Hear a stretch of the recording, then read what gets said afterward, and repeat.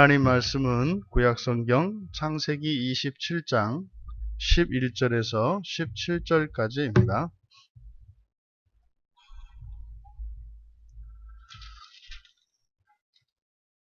우리 같이 한 목소리로 함께 읽겠습니다. 야곱이 그 어머니 리브가에게 이르되 내 형 에서는 털이 많은 사람이요 나는 매끈매끈한 사람인즉 아버지께서 나를 만지실진대 내가 아버지의 눈에 속이는 자로 보일지라 복은 고사하고 저주를 받을까 하나이다. 어머니가 그에게 이르되 내 아들아 너의 저주는 내게로 돌리리니 내 말만 따르고 가서 가져오라. 그가 가서 끌어다가 어머니에게로 가져왔더니 그의 어머니가 그의 아버지가 즐기는 별미를 만들었더라. 리브가가 집안 자기에게 있는 그의 맏아들 에서의 좋은 의복을 가져다가 그가 그의 작은 아들 야곱에게 입히고 또 염소 새끼의 가죽을 그의 손과 목에 매끈매끈한 곳에 입히고 자기가 만든 별미와 떡을 자기 아들 야곱의 손에 주니. 아멘. 야곱의 의문과 선택이라는 제목으로 말씀의 은혜를 나누고자 합니다. 본문의 내용은 어머니 리브가가 아버지 이삭을 속여서 형 에서에게 주려고 하는 그 축복을 대신 받게 하려고 이제 모사를 꾸미고 있습니다. 그에 대해서 야곱이 의문을 제기하고 있죠. 그러니까 어머니가 하고 있는 그 일이 잘못된 것임을, 실질적으로 어머니의 시도가 무리가 있다는 것, 그리고 그렇게 하는 것 자체가 부정이라는 것, 두 가지 점에서 의문을 가지고 있습니다. 그에 대해 리브가가 아들 야곱을 선택하고 어머니가 생각하는 대로, 본인이 생각하는 대로 형 에서 대신 동생인 야곱이 그 장자의 상속권을 이제 축복받을 수 있도록 하겠다고 하는 내용입니다. 먼저 야곱의 의문의 내용, 야곱이 어머니의 그 말을 듣고 야곱이 어머니에게 제기한 의문의 내용, 첫 번째로는 내 형에서는 털이 많은 사람이고 나는 매끈매끈한 사람입니다.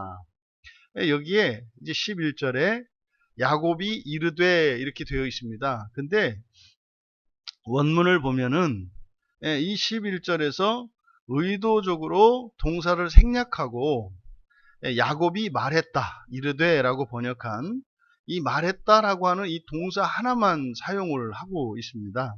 그러니까 내 형 에서는 털이 많은 사람이다, 이다라고 하는 말이 있어야 하고 나도 매끈매끈한 사람이다 라고 하는 이다라는 말이 들어가야 하는데 빼버립니다. 의도적인 거죠.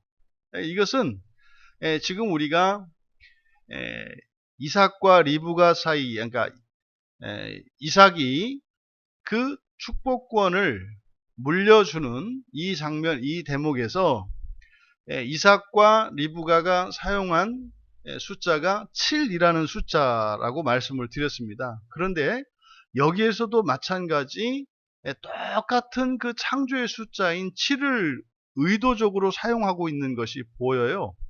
그래서 11절에 이 동사가 원래대로라면 3개의 동사가 쓰여야 하는데 심지어 접속사가 사용되고 있음에도 불구하고 동사를 사용하지 않습니다. 그러니까 마치 11절 전체가 3개의 동사가 쓰여야 되지만 하나만 쓰인 것 같은 하나의 문장처럼 만들고 있어요. 이것은 의도적으로 야곱이 말한 것을 7문장으로 만들기 위해 이렇게 한 것으로 보입니다.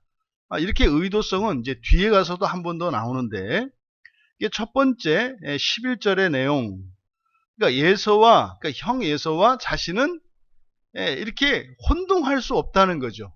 헷갈릴 수 없다는 거예요. 이렇게 속일 수 있는 게 아니다. 왜요? 하나는 매끈매끈하고 하나는 털이 많아요. 그러니까 정반대이거든요.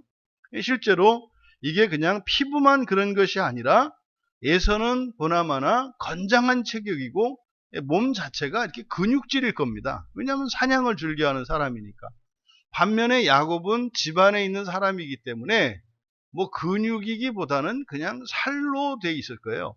그러니까 이렇게 팔뚝만 만져봐도 사실은 아는 거죠. 단지 뭐 이렇게 털이 있느냐 없느냐 정도가 아니라 벌써 이렇게 뭐 팔을 잡아보거나 손만 잡아봐도 다르죠.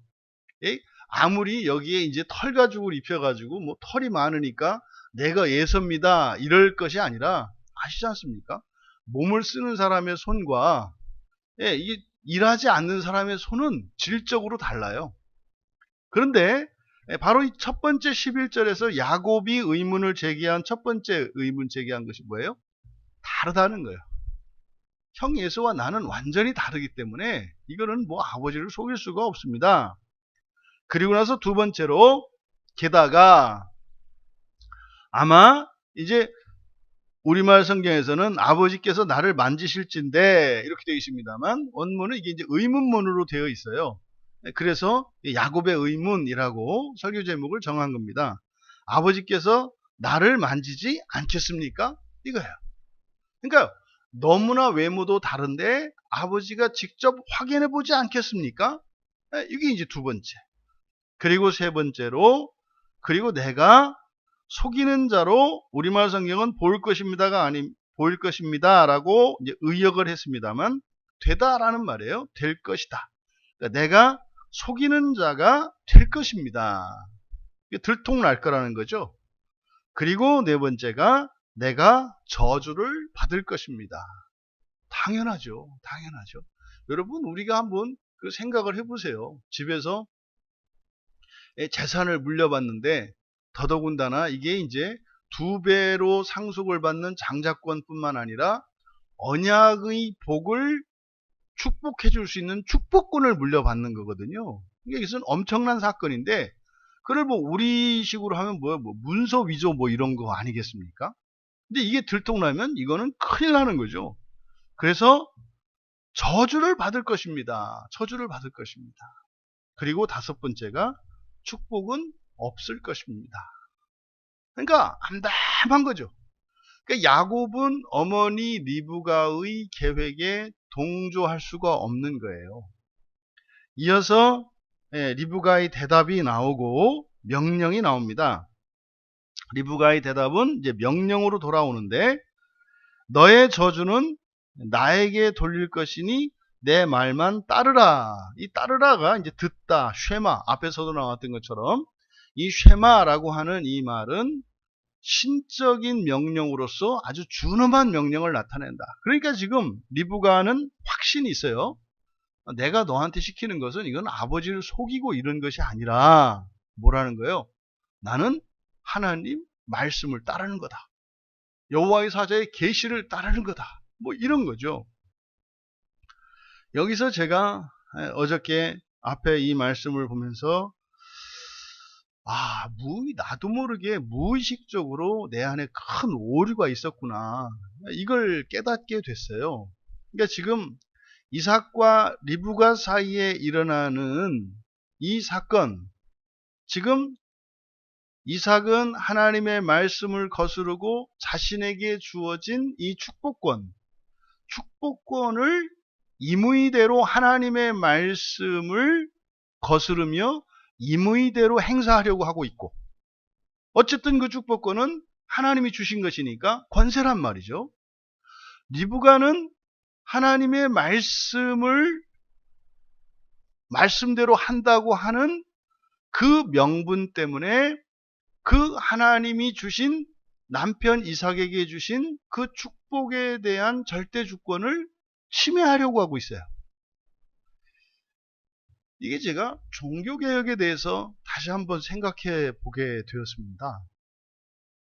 종교개혁이 일어났던 것은요, 로마 교회가 하나님의 말씀을 벗어나서 자의적으로 사람이 하나님의 말씀과 이렇게 동등한 것처럼, 지금 이제 천주교에서도 교황의 말은 성경의 말과 같다고 하지만 사실은 우위에 있습니다. 왜냐하면 성경은 고정되어 있고 교황은 언제든지 말을 바꿀 수 있지 않습니까? 그래서 이제 교황의 말이 곧 하나님의 말씀인데 성경은 고정되어 있으니까 실질적으로는 교황의 말이 더 우월한 게 돼요. 형식적으로는 같다라고 이야기를 하지만 실제로 권세가 교황권이 크다는 거죠. 지금 이 교황이 하는 일이 꼭 이삭이 하는 일이죠. 그 권세를 주셔서 권세를 물려받았으니까 그 권세를 가지고 임의대로 하려고 하는 이삭의 모습이 꼭 교황의 모습이고 오늘날 하나님의 말씀을 거스르는 목회자들의 모습인 거예요. 그 모습이 바로 그 모습의 전형이 이삭인 거죠. 그에 대해서 우리 종교개혁자들은 하나님의 말씀을 어겼기 때문에 우리가 그 교회의 권위와 권세를 무시해도 된다라고 하는 저항권을 만들어냈어요. 이 저항권이라는 게 뭐냐면 교회 안에서 권세를 가진 자와 하나님의 말씀을 가지고 서로 싸울 수 있다고 만들어낸 거예요. 이 저항권이라는 게. 이게 사실은 이제 세계 역사에서 근대 세계를 열어내는 모든 혁명의 기초가 되거든요. 프랑스 혁명이든 미국 혁명이든 모든 혁명의 기초가 되는 게 바로 이 저항권인데 이게 성경에서 추출한 것이기 때문에 근데 그 저항권은 종교개혁자들이 교회의 권위를 무시해도 된다라고 하는 그 근거를 성경에서 오직 말씀을 강조했던 그 의도가 요게 있었던 거죠. 그러니까 교회 안에서 일어났던 여러 가지 부조리들과 심지어 지금 현재 우리들이 살고 있는 이 시대의 교회 안에서도 끊임없는 분란과 분쟁이 일어났던 원인이 저 자신에서부터 이게 문제였구나. 어떻게 하나님이 주신 권세와 하나님의 말씀이 서로 싸울 수가 있을까요? 그럴 수 없죠. 하나님이 주신 권세와 하나님의 말씀이 싸울 수가 없다 이 말이에요. 그런데 둘 다 명분이 있죠. 리브가나 야곱이나 이삭이나 둘 다 명분이 있어요. 이삭은 하나님이 나에게 주신 권세다. 리브가는 여호와의 사자가 그렇게 말씀했다. 야곱에게 주라고 했다. 이삭은 내 마음이니까 축복권은 나에게 있으니까 내가 에서에게 주겠다. 둘 다 나름대로의 신적 정당성과 근거를 갖고 있는데 싸우고 있는 거죠. 왜 이렇다고 했습니까? 그런 부조리 속에서도 존중하고 순종했을 때 그러면 문제가 되죠. 사람의 생각으로는 문제가 되잖아요. 그때 하나님이 일하시는 거죠. 그러니까요. 우리는 종교개혁의 주역이 종교개혁자라고 생각을 해왔는데 지금 이삭과 리브가 사이에 이 장자권 상속과 관련돼서 일어났던 이 일에서 교훈을 얻으면 종교개혁을 일으킨 사람들이 종교개혁을 한 것이 아니라 그렇게 잘못되고 부패하고 타락한 교회의 교황, 그 교황, 세속화된 교황에게 순종하며 고통을 겪었던 그 이전에 살았던 순종했던 그리스도인들이 종교개혁을 낳은 것이 되더라고요. 그러니까 말도 안 되는 이 교회의 이런 수탈과 이런 거짓 가르침에도 불구하고 교회를 교회로 인정하고 그 하나님이 세우신 그 권세를 인정하며 그 억울함과 답답함과 그 부조리 속에서 하나님이 주신 권세이기 때문에 어찌하지 못하고 지키며 살았던 정말 가슴을 치며 통곡하고 울고 고통 속에 살았던 신자들이 종교개혁을 낳은 거죠. 종교개혁자들은 그때 하나님께서 사용하신 사람들이었구나. 라는 생각을 하게 되었어요. 지금 여기에서 이 리브가가 내 말만 따르라 하는 이것은 바로 여호와의 사자의 그 계시의 말씀, 그 신탁에 기초하고 있다. 그리고 두 번째로 이제 리브가가 하는 명령입니다. 가서 내 말만 따르라. 그리고 가서 가져와라. 요거를 이제 하나로, 여기도 보면은 가다라고 하는 동사와 가져오다, 가지고 와라, 취하라라고 하는 동사가 두 개거든요. 그러면 동사가 두 개면 여기에는 접속사가 들어가야 돼요. 뭐 했다, 그리고 뭐 했다, 이렇게 해야 되거든요. 근데 여기에 접속사를 쓰지 않고 문장도 끊지 않습니다. 그러니까 이것도요, 하나로 만들어 버리는 거예요. 11절에서와 마찬가지로, 그러니까 야곱이 말한 것도 세 개의 동사를 마치 하나의 문장처럼 만들었던 것처럼, 하나의 문장으로 만든 것처럼 이 리브가의 이 명령, 그래서 13절의 하반절에 가서 가져와라 라고 하는 이것을 하나의 동사처럼 문장 형식을 취하고 있어요. 동사는 두 개인데, 그러니까 말하자면 이게 국어 시험이면 틀리는 거죠. 이게 접속사를 생략하고, 그리고 생략할 수 있는 게 아니거든요. 왜? 전혀 다른 동사이기 때문에. 근데 그걸 생략했다 이 말이에요. 그러니까 성경은 역사적 시간 순서와 또 이런 문법과 어법들을 파괴하는 일들이 일어나요. 이거는 틀린 것이 아니라 거기에는 의도가 숨어 있는 거거든요. 그러니까 여기서도 리브가의 이 명령을 내 말을 따르라고 하는, 내 말만 따르라고 하는 하나의 명령, 그리고 가서 가져오라고 하는 이 두 개의 동사도 하나로 묶었어요. 이것은 바로 철저하게 7이라는 숫자를 사용하기 위해서 이렇게 계획적으로 말하고 있는 것임을 우리가 알 수 있어요. 마찬가지로 이렇게 리브가가 야곱에게 내 말을 들어라, 그리고 가서 가져와라, 이렇게 명령을 하니까 14절에서 여기도 마찬가지입니다. 가서 끌어다가 어머니에게 가져왔다, 이렇게 됐는데, 가서 취했다, 가서 취했다.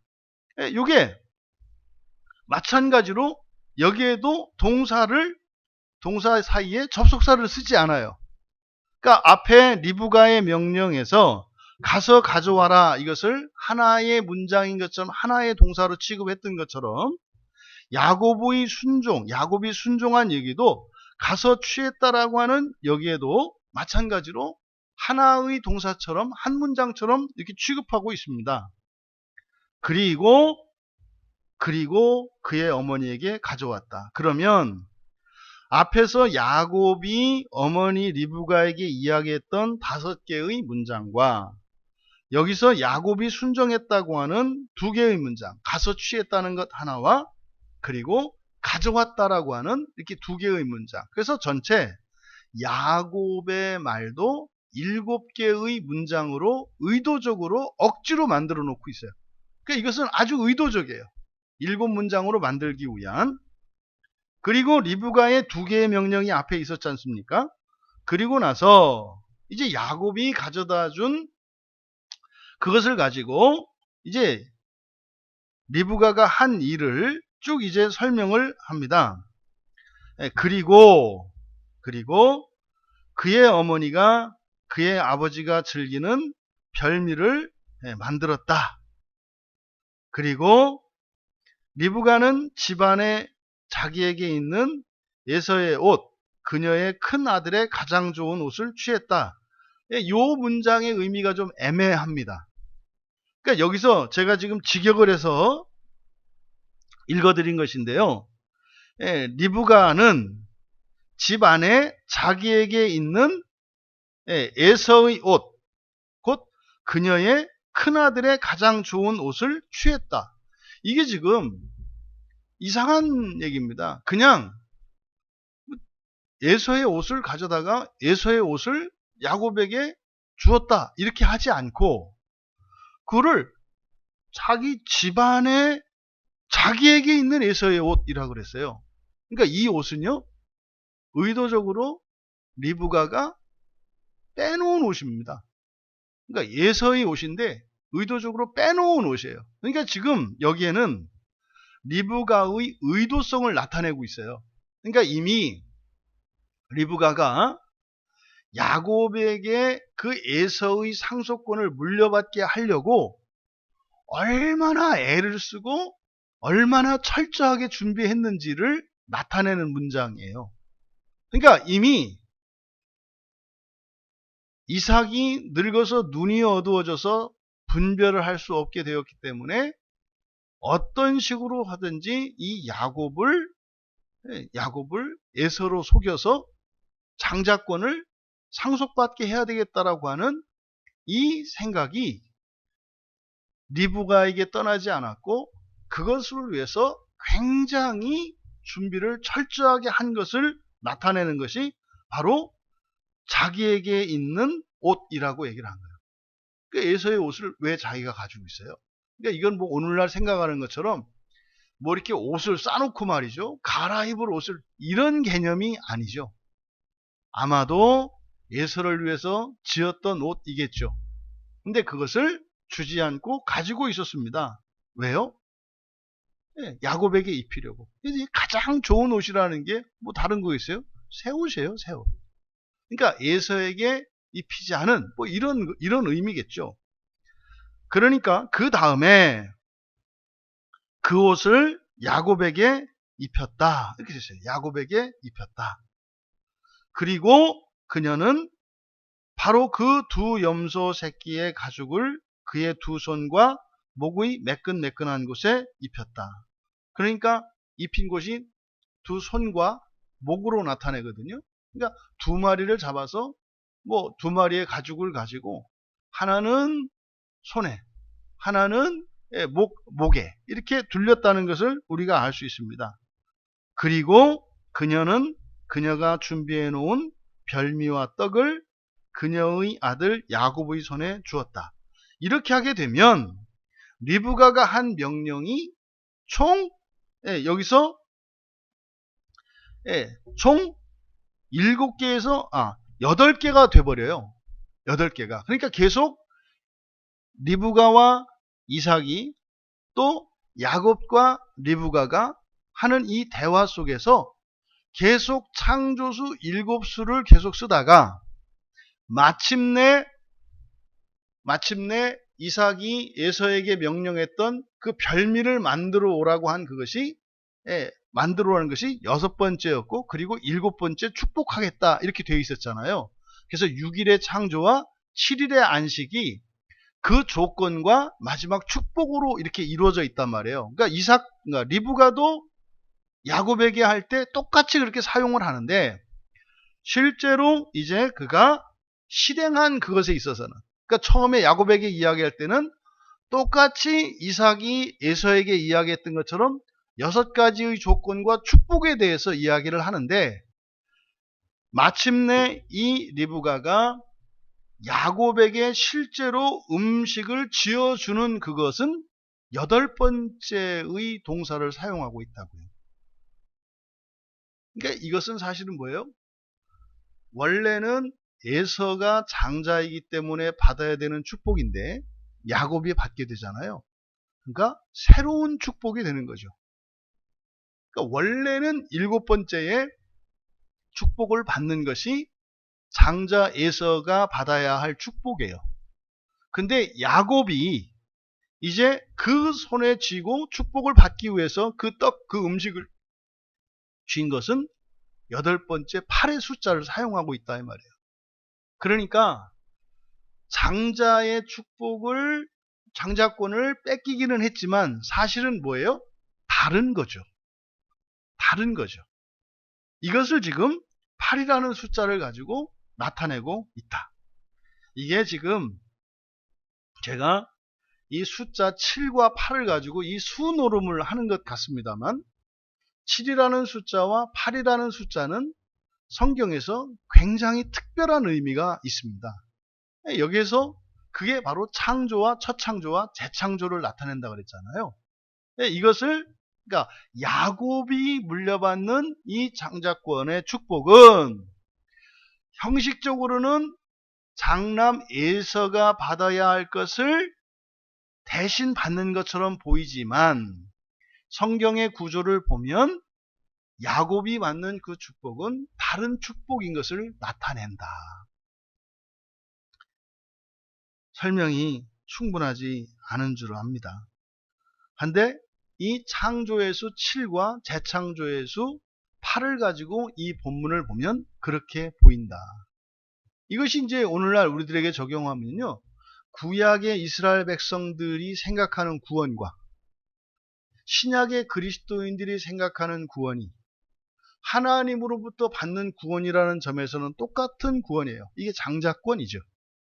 그런데 에서와 야곱을, 에서는 첫사람인 아담을, 성경에서는 구약의 이스라엘을 상징한다면 여기에 야곱은 둘째 아담인 예수 그리스도를 예표하고 그리고 신약의 그리스도인들을 상징한다. 그러니까 하나님으로부터 주는 복이면은 똑같아요. 언약의 복인 것 똑같아요.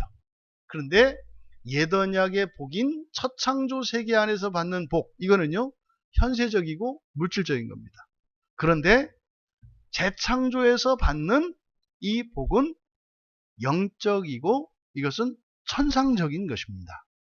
이것을 지금 야곱이 받는 이 축복은 단순히 에서가 받아야 할 그 축복의 대체가 아니라 다른 것임을 이삭이 야곱에게 축복하는 이 사건 속에서도 나타내고 있었다는 것을 말씀드리려고 하는 겁니다. 자, 이 본문의 말씀을 정리합니다. 지금 어쨌든 실제로 현상계 속에 실제 이 상황에서는 아내 리브가가 남편 이삭을 속여서 장남 에서에게 주려고 하는 축복을 차남 야곱이 가로채도록 지금 모사를 꾸미고 있는 장면입니다. 그러면 여기서 야곱은 어떤 것인가? 야곱은 그러니까 어머니가 다 꾸민 것이니까 나는 책임이 없다 이렇게 말할 수 있는 것인가? 그게 아니라는 거죠. 그게 아니라는 것을 바로 11절에서 12절에서 아버지께서 나를 만지실진데 라고 되어 있는 아버지가 나를 만지지 않겠습니까? 라고 하는 이 의문문을 통해서 나타내고자 하는 바는 무엇이냐면 야곱의 이 의문, 야곱은 어머니가 하는 그 일이 의심스러웠다는 거죠. 근데 그 의심은요, 합리적으로도 그러니까 형 에서와 자신을 아버지가 혼동할 리 없다고 하는 합리적인 의심이었는데 사실은 영적으로는 아버지를 속이는 것에 대한 속이는 일이 잘못된 것임을 알았기 때문에 가지는 회의죠. 이래도 되는가라고 하는. 이것은 무슨 말입니까? 야곱의 이러한 의문과 회의를 통해서 우리에게 교훈하는 바는요, 야곱이 어머니의 그 범죄에, 그 악을 행하는 그 일에 동조하지 않을 수 있는 선택의 기회가 있었음을 밝히는 거예요. 리브가가 속였죠. 하지만 야곱은 그것을 알았고 그것을 따르지 않을 기회가 있었다는 겁니다. 그래서 이 사건의 1차적인 책임은 리브가에게 있지만 야곱에게도 그 책임이 없다 할 수 없고 그 책임을 어머니에게, 이 사건에 동조한 것을 어머니에게 전적으로 책임을 전가할 수는 없다는 것을 우리가 알 수 있습니다. 이것은 우리가 누군가의 말을 듣고 악을 행하거나 죄를 범할 때 일어나는 일이죠. 누구 때문에 라고 하는 핑계는 댈 수 없다는 거죠. 그리고 지금 여기에서 바로 창조의 수 7과 재창조의 수 8을 통해서 나름대로 야곱은 야곱대로 7번의 이 문장, 7개의 문장을 통해서 자신이 이렇게 하는 것은 그렇게 할 수밖에 없었다라고 하는 명분이 있었다는 것을 나타내요. 게다가 이 리브가의 이 8의 숫자를 사용한 것을 통해서 이들은 죄를 지은 겁니다. 이거는 입이 10개라도 할 말이 없어요. 아버지를 속인 거니까. 속이는 일이기 때문에 이것은 무조건 잘못한 일이에요. 그런데 그 악을 하나님께서 선으로 바꾸셔서 첫 창조의 복을 재창조의 복으로 새롭게 주시는, 그러니까 결국은요, 야곱과 리브가가 에서가 받아야 될 복을 훔친 것처럼 되었지만 하나님이 그 복을 주신 것이 아니라 다른 영적인 복을 주심으로써 사실은 그들이 죄를 짓지 않은 것이 되게 한다는 것을 나타내고 있다. 여러분, 이 사건을 통해서 야곱이 품었던 그 의문과 회의, 그는 하나님의 권위를 인정해야 했고, 또 아버지께서 하나님의 뜻에 순종하지 않고 거스르려 했음에도 불구하고 아버지의 그 권세에 복종할 수 있었다는 거죠. 만약 그랬더라면 어머니 리브가가 버려놓은 일이었지만 야곱이 어머니의 말씀을 듣지 않고 이것은 아버지의 그 권세, 하나님이 주신 권세를 인정했더라면 뒤에 있는 이야기는 또 다르게 쓰일 수 있었다. 그러니까 리브가가 그렇게 하지 않았더라면 또 쓰일 수 있었고, 야곱이 그렇게 하지 않았더라도 쓰일 수 있었다는 사실을 보여주고 있습니다. 여러분, 우리의 미래는 우리가 만들어갑니다. 여러분들이 오늘 하루를 사실 때 정말 하나님이 주신 권세를 인정하고 또 하나님의 말씀을 따라 순종하며 살고자 할 때, 때로는 이 두 가지가 충돌하는 것 같을지라도 무엇으로 다른 무엇을 거스르는 것이 아니라 그 모순되고 부조리한 상황 속에서도 그 모든 것을 인정하고 순종할 때에 참으로 하나님께서 우리의 인생을 또 우리의 시대를 새롭게 하시는 그 재창조의 은혜를 누릴 수 있는 이 하루가 되시기를, 또 우리의 평생이 되기를 주님의 이름으로 축원합니다. 존귀하신 하나님, 아브라함으로부터 계승되어진 이 언약의 복이 이삭에게서 또한 그의 자녀들에게 계승되어지는 이 과정 속에 인간의 내면에 감추어져 있는 죄가 드러나서 하나님이 주신 권세와 하나님의 말씀이 서로 싸우게 되는 이러한 참으로 참담한 상황이 일어났던 것을 보게 되었습니다. 하나님, 우리의 생각과 우리의 경험으로가 아니라 오직 하나님의 절대 주권을 의지하며 하나님께서 부조리한 상황조차도 참으로 조리 있는 상황으로 하나님의 그 선을 행하심에 조금도 방해가 되지 않는다고 하는 이 사실을 늘 잊지 않고 기억하게 하여 주셔서 이런 부조리한 상황, 모순적인 상황으로 인하여 저희들이 일상생활 속에서 괴로움을 겪고 고통을 겪을지라도 그 과정들을 통하여 거룩하게 하시고 모든 것을 선하게 하시는 하나님의 은혜를 따라 살아가게 하옵소서. 감사하며 예수님의 이름으로 기도하옵나이다.